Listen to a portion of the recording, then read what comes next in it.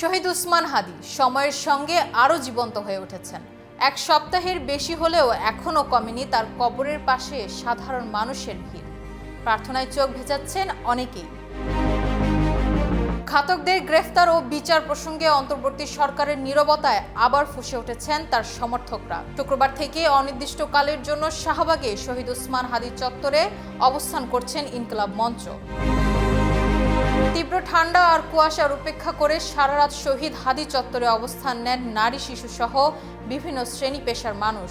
বিচারের দাবিতে সকল শ্রেণী পেশার মানুষ মুখর করে স্লোগানে স্লোগানে দাবি তোলেন ইনসাফের বাংলাদেশের।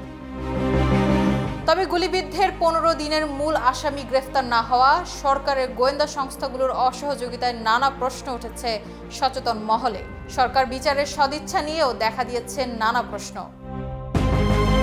রাজধানীর প্রাণকেন্দ্রে দিনে দুপুরে প্রকাশ্যে গুলি করে কিভাবে পালালো ঘাতকরা, সেই প্রশ্নের কোনো জবাব দিতে পারছে না অন্তর্বর্তী সরকার। পুরো ঘটনার পিছনে গোয়েন্দা সংস্থাগুলোর দিকেই অভিযোগের তীর ইনকিলাব মঞ্চের। সরকার ঘাতকদের বিচারের আওতায় আনার কথা বললেও সংস্থাগুলোর অসহযোগিতায় দেখা দিচ্ছে নানা প্রশ্ন। তাহলে কি সরকারের ভিতরেই কাজ করছে অন্য সরকার? চাওর হওয়া ডিপ স্টেট কি উসমান হাদি হত্যার ঘটনা আড়াল করতে চাইছে? উসমান হাদির তীব্র ভারতীয় আধিপত্যবাদ ও ফ্যাসিবাদ বিরোধী অবস্থানের কারণেই তাকে হত্যা করা হয়। তাহলে কারা এখনো সরকারের ভিতরে থেকে ঘটনা আড়াল করতে চাইছে?